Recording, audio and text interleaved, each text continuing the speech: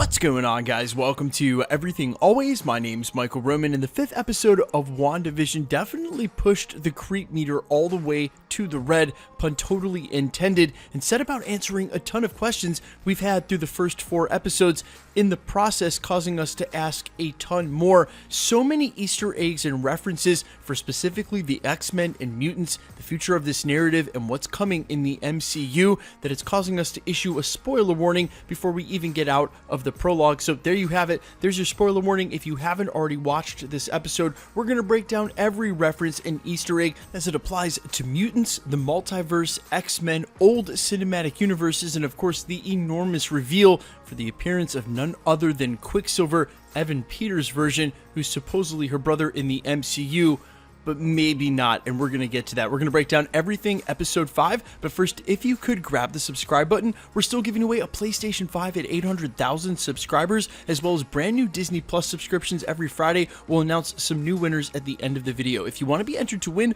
all you have to do, hit that subscribe button, then leave a comment down below, and if you want, stick around to the end of the video. We'll get into all the giveaway stuff again there. So the very first Easter egg we have to point out through the entirety of this episode is the color red. Just take a look at this opening scene. Aside from Vision, the red down the carpet, the red on the cushions, and the presence of this red oversaturated glare that is everywhere in the episode, inside the hex as they started calling it. And if you're like me, you might not have picked up on it till about the second act, but it's there from the very first scene, and there's a couple of things it could mean. The first of which, obviously, Scarlet Witch's powers becoming more powerful, and or her having to work harder to keep this facade together. We even see her turn the barrier aggressively red as she re-enters the hex after confronting S.W.O.R.D. The second of which, and what I think is much more likely, is foreshadowing the coming of the character that's revealed at the end of the episode, who's supposed to be Pietro, her brother, but I'm not so sure about that again, and we'll get to that when we get to that reveal. Now, the next huge Easter egg for the future of the MCU as it applies specifically to mutants and X-Men was when Vision mentioned The Descent of Man by Charles Darwin. The full title, The Descent of Man and Selection in Relation to Sex, first published in 1871, quote, applies evolutionary theory to human evolution and details his theory of sexual selection, a form of biological adaptation distinct from yet interconnected with natural selection. It discusses issues including evolutionary psychology and evolutionary ethics, the differences between sexes, and the relevance of evolutionary theory to society. That is a lot of blah blah blah, but read up all in between the lines, and it doesn't take a lot to connect to what's going to come when you have a ton of enhanced individuals, not just the few that we have now, but a ton of mutants in the MCU. As it relates to this sort of evolution, we've already seen the difference in, say, something like the Sokovia Accords and how the government is treating enhanced, or what will be, mutants in the MCU,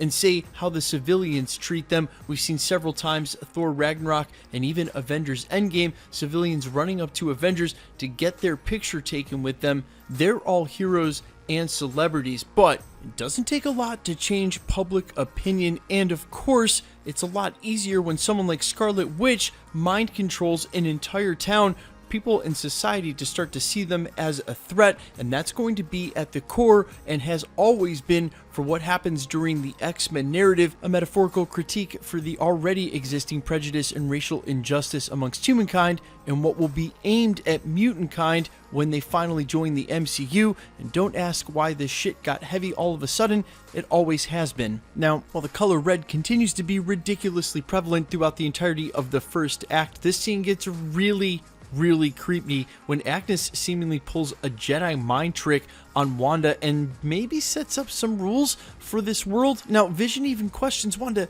"You didn't see what I just saw there?" But Agnes says to her, "You want me to hold the babies." There's something very odd going on here, but whatever it is, Wanda is definitely under the spell or seeming mind control here, because it works, and Wanda just agrees. Later in the episode, when she doesn't conceal her power, it's almost as if she's more comfortable around Agnes than she is around anyone else. And while she's very acutely aware of what's going on, and we've seen that now in a couple of episodes as it pertains to inside the Hex, when she spoke to Monica last episode, when she spoke to S.W.O.R.D, this episode, she is very aloof when it comes to whatever's going on with Agnes, making me think just one step further that she has some sort of mind control and or hex of her own over Wanda at play. You kind of get the same sense when she says she's looking for the brown liquor for the kids, not for her. What kind of babysitter do you think she is? Vision looks a little concerned, and Wanda just laughs. Right before that, she says, "There's no taming this tiger," and then we notice later in the episode, this toy tiger a couple of times in the middle of the scene in the kitchen kind of makes it seem like Agnes may be watching them at all times, and Vision even points this out with the dialogue just a couple moments later, that she always shows up with exactly what they need right when they need it, like episode 1 showing up with all the groceries for dinner. It's almost as if she's watching them the entire time. We then get a quick shot back at S.W.O.R.D, finding out that while Monica was inside the hex, she was not undercover. She definitely was under whatever spell Wanda was using to be inside the head of all the individuals that were there. And then we get a rundown of Wanda and Pietro's backstory in the middle of the control center. And man, there are some huge Easter eggs here, so let's go step by step. The first of which, that they were born in 1989, and revealing their parents is Irina and Oleg Maximoff. Now, famously from the Marvel Universe comics,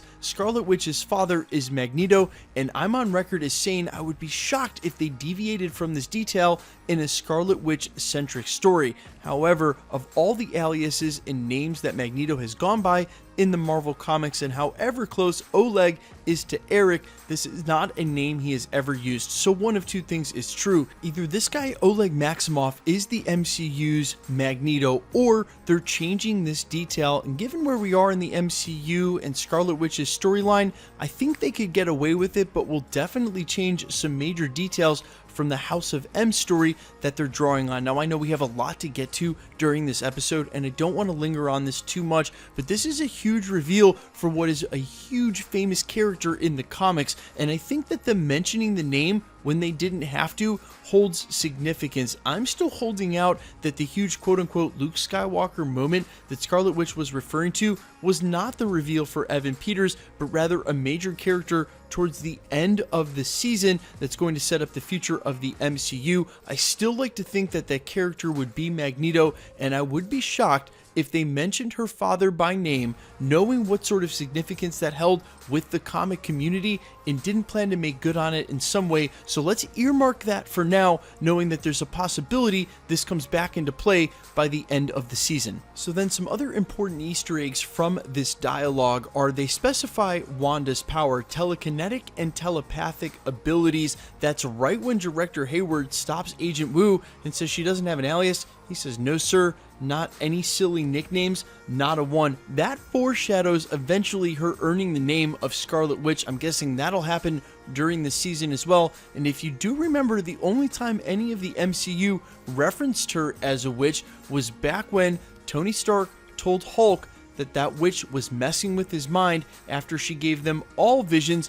all the way back in Age of Ultron. Quick side note, the first manifestations of Wanda's powers we saw in the MCU was her giving all of the Avengers visions that were born out of fear. It seems as though that same thing is happening in this episode, although she's created it on a mass scale. Also, quick side note, he goes ahead and mentions Lagos in Germany. We all know how that turned out. That's what Hayward's saying about her eventually quote-unquote joining the Avengers after Agent Wu actually sticks up for her and says that she earns the Avengers' trust and becomes one of them. Now, him pointing out Lagos ties directly to the commercial we see later in the episode. And if you don't remember what happened in Lagos, let me refresh your memory. At the end of this exchange between the Avengers and who they're chasing in Crossbones, Scarlet Witch, in order to save Captain America's life, ends up turning Crossbones into a ball of energy and whisking him away, but instead destroying the side of a high-rise, killing countless civilians, creating a ton of devastation, and actually became the impetus for the Sokovia Accords we saw during Civil War. They're labeling her as a terrorist now, he's using some past events to predicate that,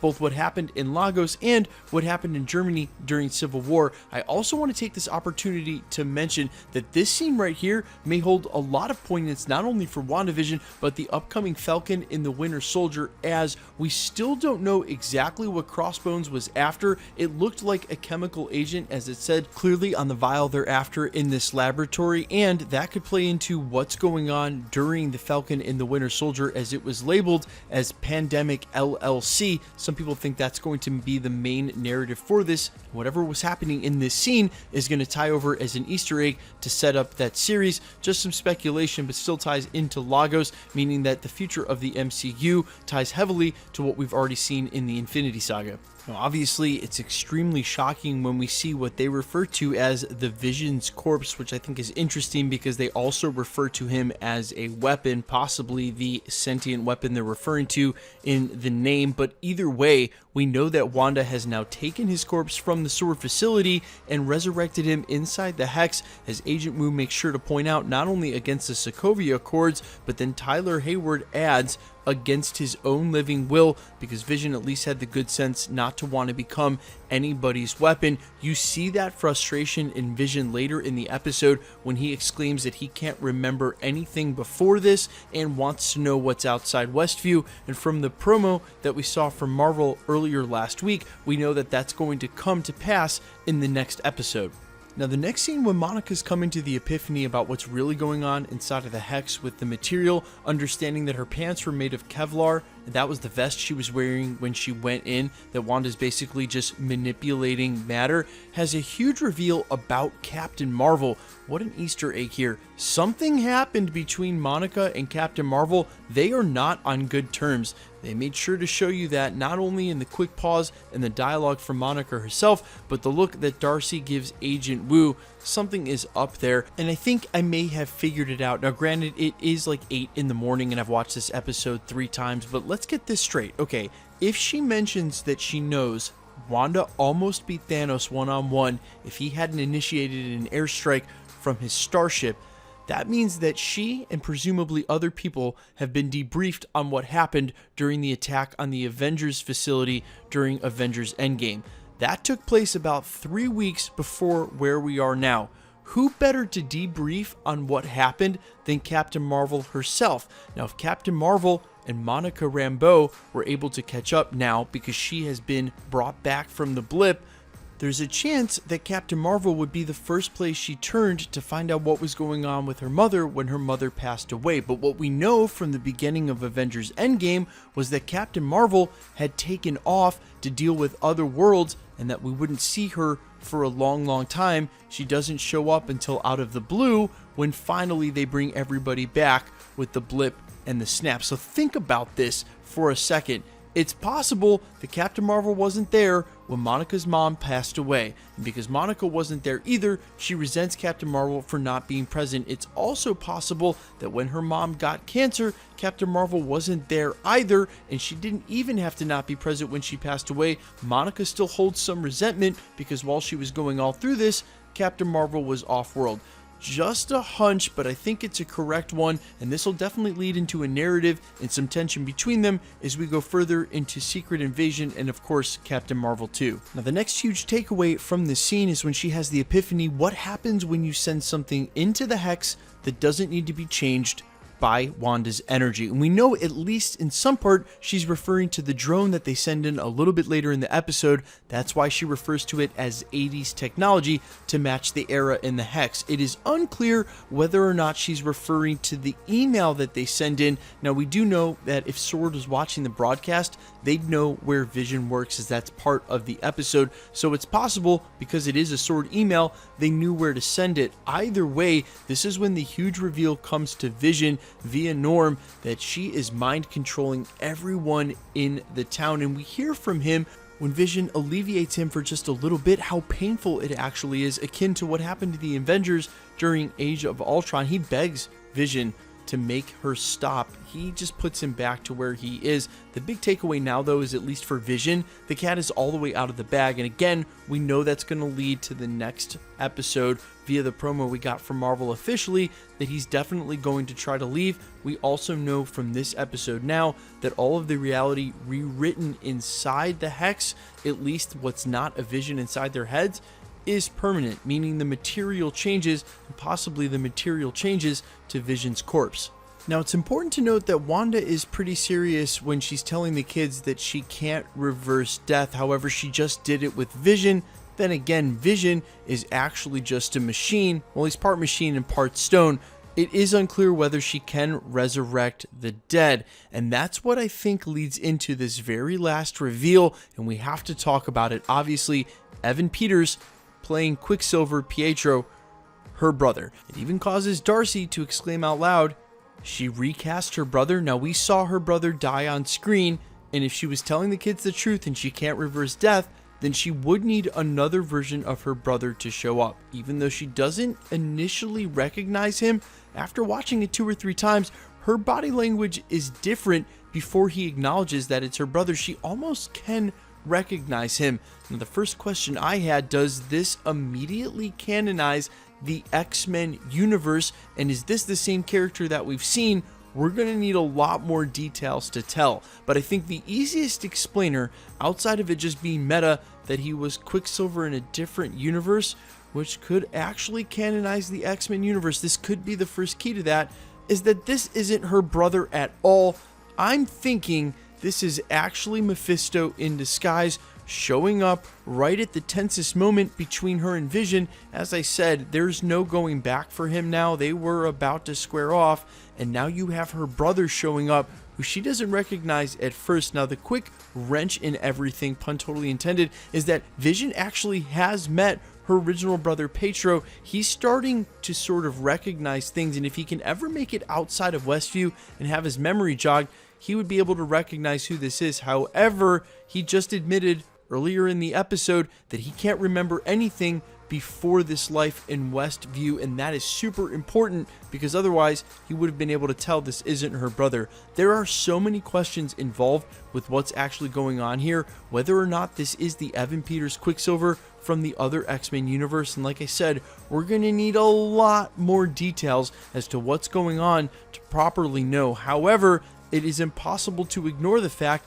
that this is Evan Peters Quicksilver and that we've seen him in the X-Men universe, and unless they plan on just making that a meta reference and not explaining it and just leaving it as a one-to-one, this is definitely causing every comic book fan who's ever watched any of these movies and can draw this connection to scratch their head right now and wonder what's going on. We're going to have to wait for a lot more details to contextualize this. Either way, a huge reveal during the end of this episode, and what I think is forecasting him as the villain, eventually to be revealed as Mephisto.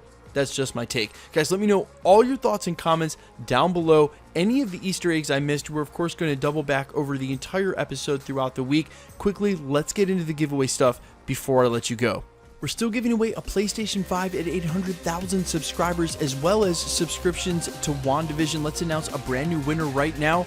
Kobe Hagan, congratulations, you've won a subscription to Disney Plus. For this comment here, I'm glad they included information about the blip.